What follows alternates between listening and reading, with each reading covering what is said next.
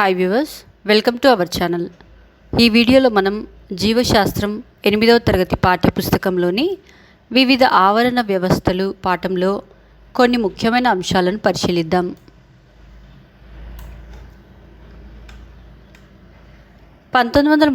సంవత్సరంలో AG Tansley అనే British వృక్ష ఆవరణ శాస్త్రవేత్త ఆవరణ వ్యవస్థ అనే పదాన్ని మొదటిసారిగా ఉపయోగించాడు. టాన్స్లే ప్రకృతి యొక్క మూల ప్రమాణాన్ని ఆవరణ వ్యవస్థగా వర్ణించాడు. టాన్స్లే పర్యావరణ వ్యవస్థను కుదించి ఆవరణ వ్యవస్థ అని నామకరణం చేశాడు.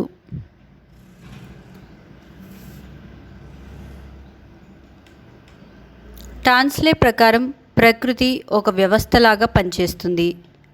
అందులోని జీవులు, వాటి జాతి సమూహాలు, అనేక నిర్జీవ వాతావరణ కారకాలు ఒకదానికొకటి తీవ్రంగా ప్రభావితం చేసుకుంటాయి.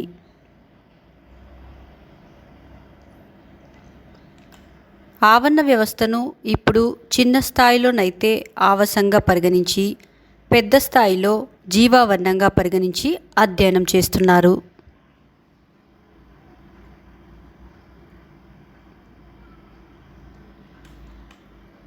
ఆవరణ వ్యవస్థలన్నింటినీ ఒకే క్రియాత్మక వ్యవస్థగా చూపిన మొట్టమొదటి వ్యక్తి టాన్స్లే. ఒక పొలం, కొలను, మీ పాఠశాల తోట మొదలైనవన్నీ ఆవరణ వ్యవస్థకు సంబంధించిన ఉదాహరణలే. మొక్కలు, జంతువులు, సూక్ష్మజీవులు సజీవ అంశాలు. మృత్తిక, రాళ్ళు, గాలి, నీరు, సూర్యరశ్మి మొదలైనవి నిర్జీవ అంశాలు.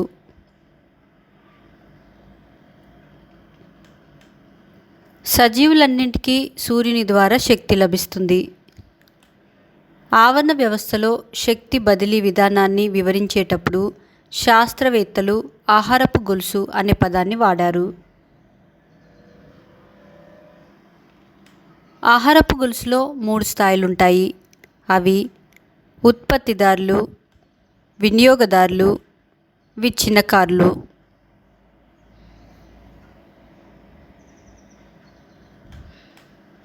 సూర్యరశ్మిని వినియోగించుకొని ఆహారంను తయారు చేసుకునే మొక్కలు, శైవలాలను ఉత్పత్తిదారులు అంటారు.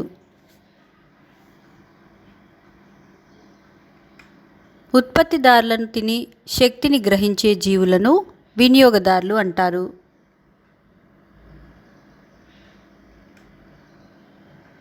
మొక్కలు, జంతువులు విసర్జించిన వ్యర్థ పదార్థాల నుండి కానీ లేదా వాటి నిర్జీవ పదార్థాల నుండి కానీ ఆహార పదార్థాలను సేకరించి వాటిని కుళ్ళింపజేయడం ద్వారా పోషకాలు తిరిగి మృత్తికలోకి చేర్చే వాటిని విచ్ఛిన్నకారులు లేదా పునరుత్పత్తిదారులు అంటారు.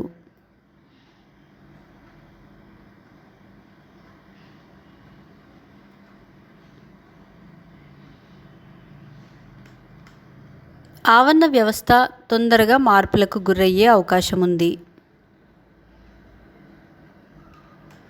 బలమైన గాలులు, భూకంపాలు, అగ్ని ప్రమాదాలు, సునామీ వంటి ప్రకృతి వైపరీత్యాలు ఆవరణ వ్యవస్థను తొందరగా నాశనం చేస్తాయి. జీవావరణం భూమిపైన ఉండే అతిపెద్ద ఆవరణ వ్యవస్థ.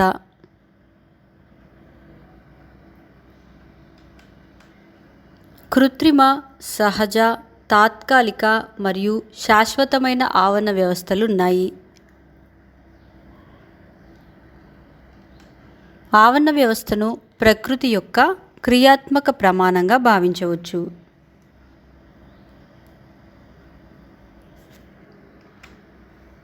ఆవరణ వ్యవస్థ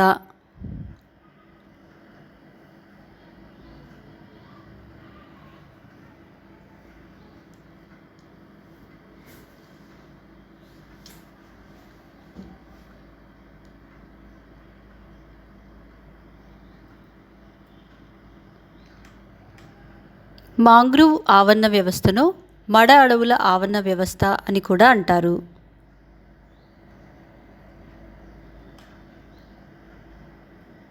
వెనుకకు తన్నిన సముద్రపు నీటితో నిండిన లోతు తక్కువ ప్రాంతాలలో నదులు, సముద్ర జలాలు కలిసే చోట మడ అడవులు విస్తారంగా పెరుగుతాయి.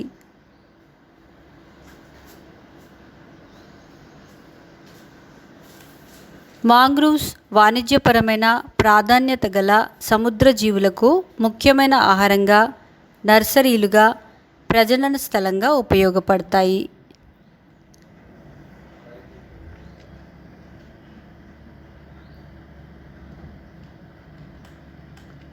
మాంగ్రూవ్స్ కనుమరుగయ్యే జాతులకు రక్షిత ప్రాంతాలుగా ఉపయోగపడతాయి.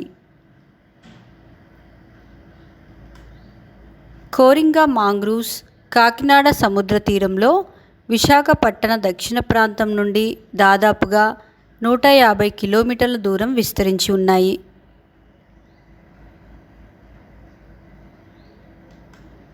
కోరింగై నది పేరు మీద ఈ మాంగ్రూవ్స్కి కోరింగా అని పేరు పెట్టారు.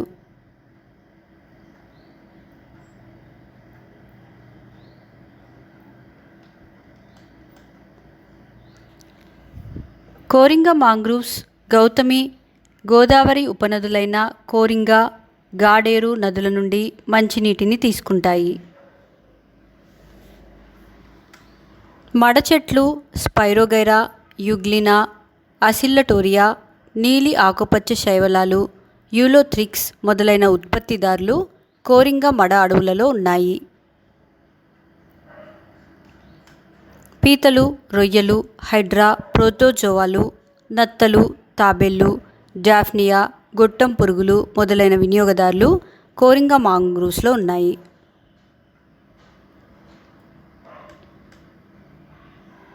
డెట్రిటస్ విచ్ఛిన్నకారులు కోరింగా మాంగ్రూవ్స్లో ఉన్నాయి.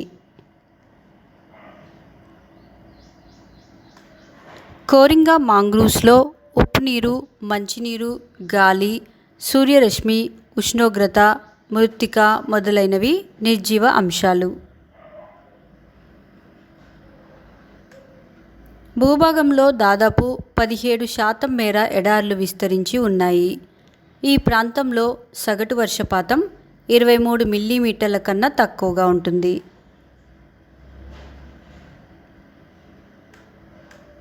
ఇప్పటి వరకు కనుగొన్న 34 పైచిలుకు జంతు వర్గాలలో దాదాపు 32 వర్గాల జీవులు సముద్రంలో, నేల మీద వ్యాపించి ఉన్నాయి. సముద్రంలో 5 లక్షల నుండి 1 కోటి రకాల జీవజాతులున్నాయని అంచనా.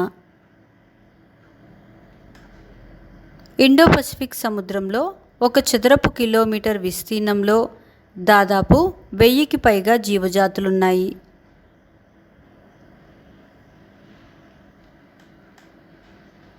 ఎడారుల్లో కనబడే క్యాక్టస్ లాంటి మొక్కల కాండాలు రసభరితంగా మారి నీటిని నిల్వ చేసుకొని ఉంటాయి. నీటి కొరత ఉన్నప్పుడు ఆ నీటిని వినియోగించుకుంటాయి.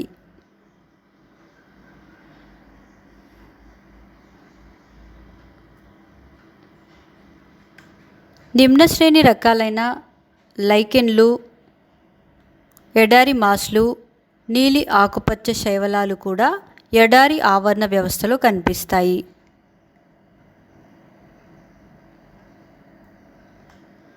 ఒంటె మొక్కల లేత కాండాలను తింటూ అధిక మొత్తంలో నీటిని జీర్ణాశయంలో నిల్వ చేసుకుంటుంది.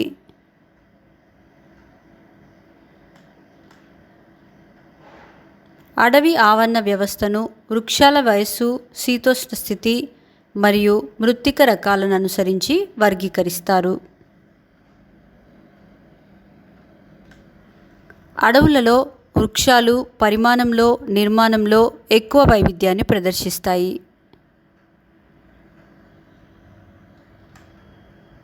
అడవిలో అనేక రకాలైన జంతువులు, మొక్కలు ఉంటాయి. చనిపోయి కుళ్ళిపోయిన మొక్కలు, జంతువుల శరీరాలపై పెరిగే ఉష్ణప్రియ బ్యాక్టీరియాలు, శిలీంధ్రాలు వంటి సూక్ష్మజీవులు అధిక సంఖ్యలో అడవి ఆవరణ వ్యవస్థలో ఉంటాయి.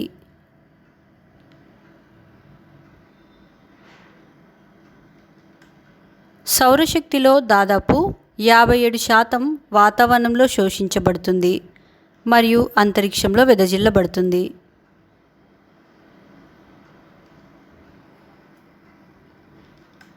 ముప్పై 36% సౌరశక్తి భూమిని, నీటిని వేడి చేయడానికి మరియు నీటిని ఆవిరి చేయడానికి ఉపయోగపడుతుంది.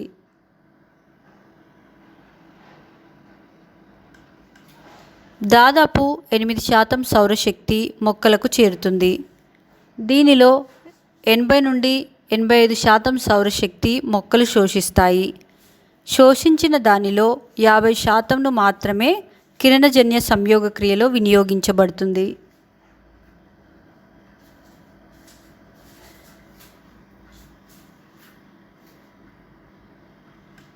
సూర్యశక్తిని మొక్కలు గ్రహించి తమలో నిక్షిప్తం చేసుకుని ఆహార పదార్థాలలో స్థితి శక్తి రూపంలో నిల్వ చేసుకుంటాయి. అందుచేతనే వీటిని ఉత్పత్తిదారులు అంటారు.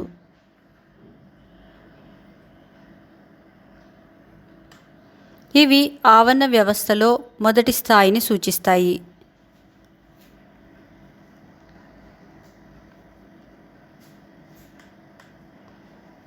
మొక్కలలో నిల్వ ఉన్న శక్తి ఆవరణ వ్యవస్థలో గొలుసు రూపంలో ప్రవహిస్తుంది.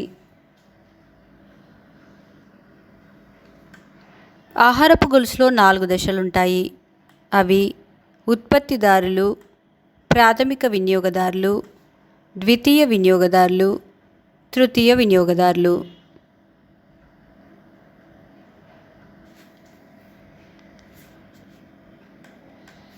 ఉత్పత్తిదారుల నుండి వినియోగదారులలోకి శక్తి ప్రవహిస్తుంది.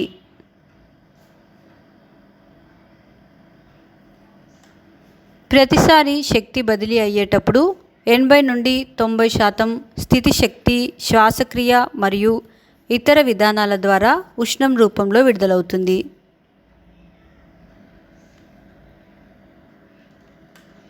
ఆవరణ వ్యవస్థలో మొక్కలు లేదా ఉత్పత్తిదారులలో నిక్షిప్తమైన శక్తిని ప్రాథమిక ఉత్పత్తి అంటారు.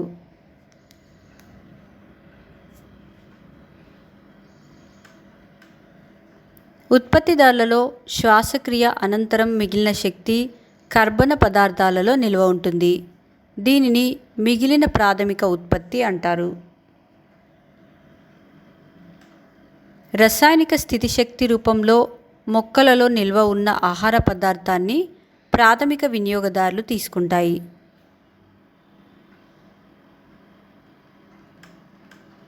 ఇందులో చాలా మొత్తం ఉష్ణం రూపంలో విడుదలై ఆవరణ వ్యవస్థ నుండి కోల్పోతుంది.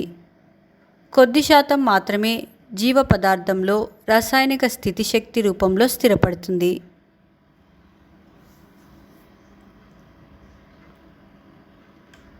ఇదే పద్ధతి ద్వితీయ వినియోగదారులు లేదా ప్రాథమిక మాంసాహారుల స్థాయిలోనూ ఆ తర్వాతి స్థాయిలలోనూ కొనసాగుతుంది.